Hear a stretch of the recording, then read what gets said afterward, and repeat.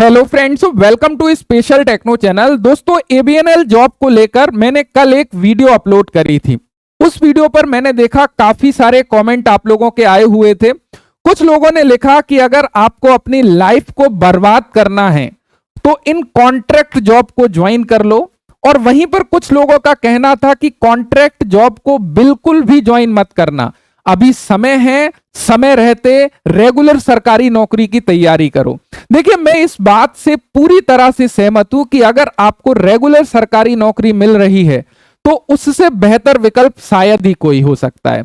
लेकिन हर छात्र को पहले या दूसरे प्रयास में सरकारी नौकरी मिल जाए, ऐसा भी नहीं होता है।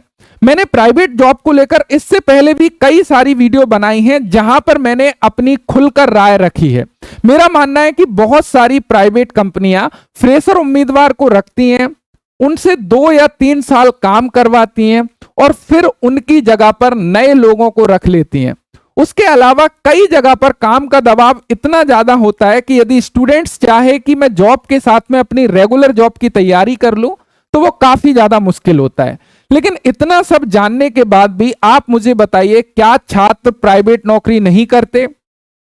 बिल्कुल करते हैं, क्योंकि हर छात्र की आर्थिक स्थिति और पारिवारिक स्थितियां अलग होती हैं। हर किसी के पास घर बैठकर सिर्फ तैयारी करने का विकल्प शायद नहीं होता।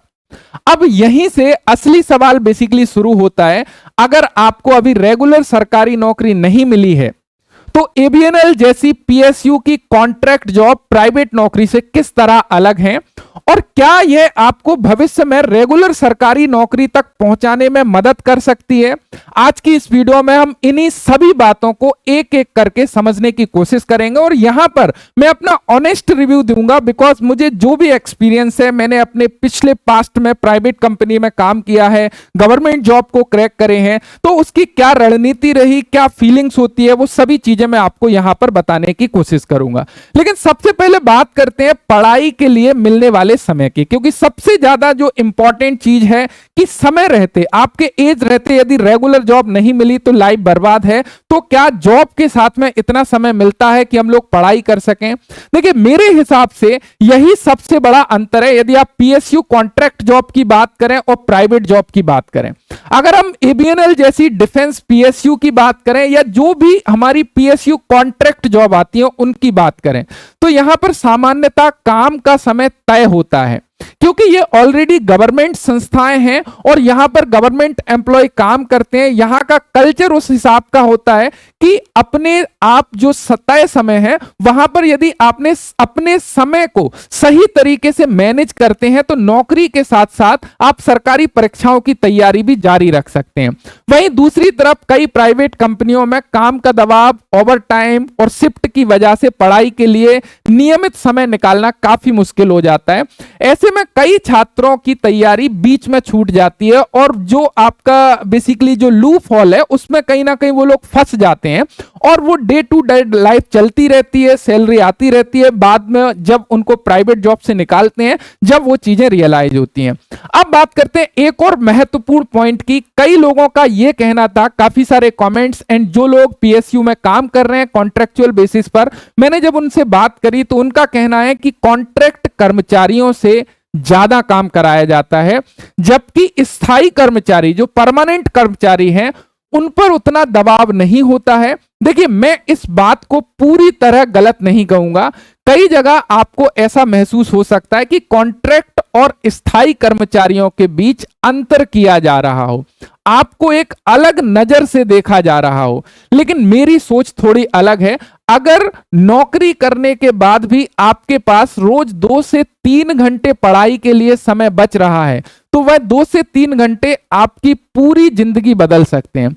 और एक बात शायद हर कोई नहीं समझ पाएगा, जब आप रोज अपने आप को स्थायी कर्मचारी से अलग देखते हैं, वहां पर आप अपने आप में और उसमें फर्क देखते हैं, जबकि आप जानते हैं मेरे अंदर भी वो कैपेबिलिटी है, तो आपके अंदर एक अलग जुनून पैदा होता है। और वही जुनून बेसिकली होता है, वही इमोशन होता है जो आपको ज्यादा मेहनत करने के लिए प्रेरित करता है।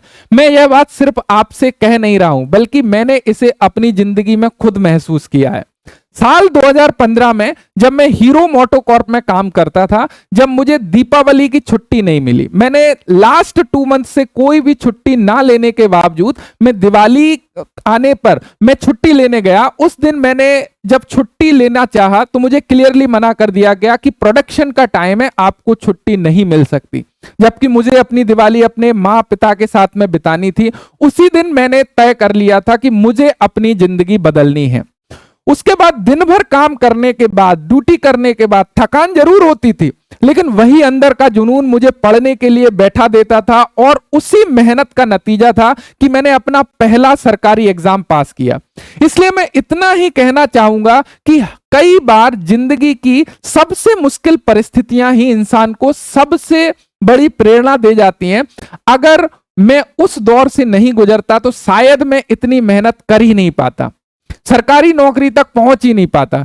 कई बार संघर्ष ही इंसान को उसकी मंजिल तक पहुंचाते हैं, इस बात का ध्यान रखिएगा। और वो यदि आप सेल्फ स्टडी करके कमरे में बैठ के कितना भी मोटिवेटेड होते रहिएगा, वो यदि आपने टफ टाइम नहीं देखा तो शायद वो इमोशन नहीं आएगा। और यदि इमोशन नहीं आया तो इमोशन में ही मोशन जुड़ा हुआ है, ध्यान रखिएगा। जब तक आपका पढ़ाई के प्रति वो मोशन नहीं बन सकता, ये एक सबसे बड़ा पॉइंट है। यही कारण है कि अगर आपका अंतिम लक्ष्य रेगुलर सरकारी नौकरी है तो एवीएनएल जैसी पीएसयू कॉन्ट्रैक्ट जॉब आपके लिए एक ऐसा प्लेटफॉर्म बन सकती है जहां आप नौकरी भी कर सकते हैं और अपनी अगली सरकारी परीक्षा की तैयारी भी जारी रख सकते हैं।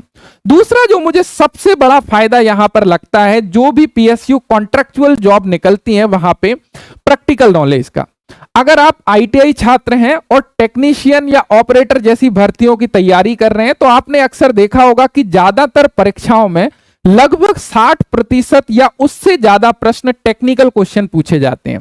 कुछ भर्तियों में तो पूरा पेपर ही टेक्निकल होता है। अब जरा सोचिए, एक ही चैप्टर को किताब से पढ़ना और उसे मशीन, उसी इंस्ट्रूमेंट या उसी प्रोडक्शन प्रोसेस को अपनी आंखों के सामने काम करते हुए देखना, इन दोनों में कितना फर्क होता है। जब आप शॉप फ्लोर पर काम करते हो, मशीनों को ऑपरेट होते देखते हो, इंस्ट्रूमेंट का इस्तेमाल देखते हो और पूरी मैन्युफैक्चरिंग प्रोसेस को समझते हो, तो कई ऐसे टॉपिक्स होते हैं जो आपके बहुत अच्छे तरीके से क्लियर हो जाते हैं, शायद जिन्हें किताबों से समझने में कई दिनों लग सके और कई बार वो टॉपिक किताबों से समझ ही नहीं आते। यही वजह है कि अगर आपका लक्ष्य भविष्य में किसी टेक्नीशियन या टेक्निकल गवर्नमेंट एग्जाम को क्लियर करना है तो ऐसी नौकरी आपको सिर्फ सैलरी नहीं देती बल्कि आपकी टेक्निकल समझ को भी मजबूत बनाती है और यही चीज बाद में परीक्षा में आपके काम आती है। अब बात करते हैं सैलरी की। अब देखो, जो भी डिफेंस पीएसयू या पीएसयू कॉन्ट्रैक्चुअल जॉब होती है उनको यदि कंपेयर करें हम सैलरी बेसिस पर, तो लगभग इनमें स्टार्टिंग सैलरी आपकी 40,000 रुपए के आसपास मासिक सैलरी मिल जाती है, जो आईटीआई छात्र के लिए एक अच्छी शुरुआत मानी जा सकती है। क्योंकि अभी आप अपने एग्जाम्स की प्रिपरेशन कर रहे हो, वहां पर स्टार्टिंग आपके खर्चे, आप अपने फैमिली के ऊपर डिपेंडेंट नहीं रहते, आप अपना खुद जॉब करने के साथ साथ में अपनी प्रिपरेशन बेसिकली करते हो, जो अगली सरकारी नौकरी की तैयारी भी जारी आप आराम से इसमें रख सकते हो।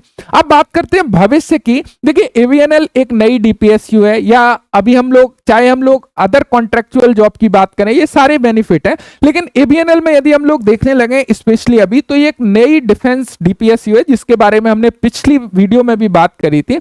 इसके आधिकारिक विज्ञापन में स्पष्ट रूप से बताया गया है कि 4 साल का कार्यकाल जब आपका पूरा हो जाता है, उसके बाद भी यदि विभाग को आवश्यकता होती है और आपका प्रदर्शन संतोषजनक रहता है तो आपका कार्यकाल को आगे भी बढ़ाया जा सकता है, यानी आगे जारी रखने का प्रावधान रखा गया है। इसके अलावा इन 4 सालों में आपको डिफेंस पीएसयू में काम करने का अनुभव भी मिलता है, जो आपके करियर के लिए काफी महत्वपूर्ण हो सकता है। चाहे आप आगे किसी दूसरी पीएसयू के लिए आवेदन करें जो रेगुलर बेसिस पर जॉब है, किसी अन्य अवसर की तलाश करें, एक प्रतिष्ठित डीपीएसयू का अनुभव आपकी प्रोफाइल को और मजबूत बनाता है। जबकि कई सारी वैकेंसियां तो ऐसी आती हैं जहां पर एक्सपीरियंस मैंडेटरी होता है, तो वहां पर आपको जो अदर स्टूडेंट्स हैं जो सेल्फ अपने एक केवल स्टडी कर रहे हैं, उनसे आपको कहीं ना कहीं आगे ले जाकर एक अपॉर्चुनिटी दिलाता है। केवल 4 साल की कॉन्ट्रैक्ट जॉब के रूप में इसे मत देखिए, इसे एक ऐसे अवसर के रूप में देखिए जहां आपको अच्छा अनुभव मिलता है, सरकारी कार्य परिवेश में काम करने का मौका मिलता है और साथ ही भविष्य में आगे बढ़ने के लिए एक मजबूत आधार भी बेसिकली आपका तैयार होता है। देखिए, अंत में सिर्फ एक ही बात मैं कहना चाहूंगा आपसे, अगर आपको रेगुलर सरकारी नौकरी मिल रही है तो उससे बेहतर विकल्प कुछ नहीं है, कोई हो ही नहीं सकता। लेकिन अगर अभी आपके पास केवल दो ही विकल्प हैं, जैसे पीएसयू कॉन्ट्रैक्ट जॉब या प्राइवेट जॉब, तो फैसला भावनाओं में नहीं बल्कि अपनी परिस्थितियों को देखकर लीजिए। अगर आपका लक्ष्य आगे चलकर रेगुलर सरकारी नौकरी हासिल करना है तो डेफिनेटली ये जो पीएसयू कॉन्ट्रैक्ट जॉब होती हैं वो आपके लिए एक प्लेटफॉर्म बन सकती हैं, एक सीढ़ी बन सकती हैं, जहां आप अनुभव भी हासिल कर सकते हैं, कमाई भी कर सकते हैं और अपनी तैयारी भी जारी रख सकते हैं। लेकिन ये आपका आखिरी पायदान नहीं होना चाहिए। बहुत सारे स्टूडेंट्स मिस्टेक क्या कर देते हैं, एक बार जब उनकी डिफेंस पीएसयू या जो भी पीएसयू जॉब में कॉन्ट्रैक्चुअल जॉब पर लग जाते हैं तो वो उसको अपना आखिरी पायदान समझ लेते हैं और अपनी प्रिपरेशन को कंप्लीटली छोड़ देते हैं। बस आपको उस लूप में नहीं फंसना है कि हाँ सैलरी आ रही है, मेरी लाइफ चल रही है, आगे मेरी स्ट्रगल खत्म हो गई। यदि आप इस लूप में फंसते हो तो यह आपके लिए काफी ज्यादा नुकसानदायक साबित हो सकता है। आपका अनुभव और आपकी परिस्थितियां देखिए सबसे अलग हो सकती हैं, इसलिए अपनी राय मुझे कमेंट सेक्शन में जरूर बताइए कि आपके सामने दो विकल्प हैं, पीएसयू कॉन्ट्रैक्ट जॉब और प्राइवेट जॉब, तो आप किसे चुनेंगे और क्यों। अगर वीडियो पसंद आई है तो आपको इसमें कुछ नया सीखने को मिला है तो वीडियो को लाइक जरूर करें। चैनल पर नए हैं तो सब्सक्राइब कर लें। मैं मिलता हूं आपसे अगली वीडियो में। धन्यवाद।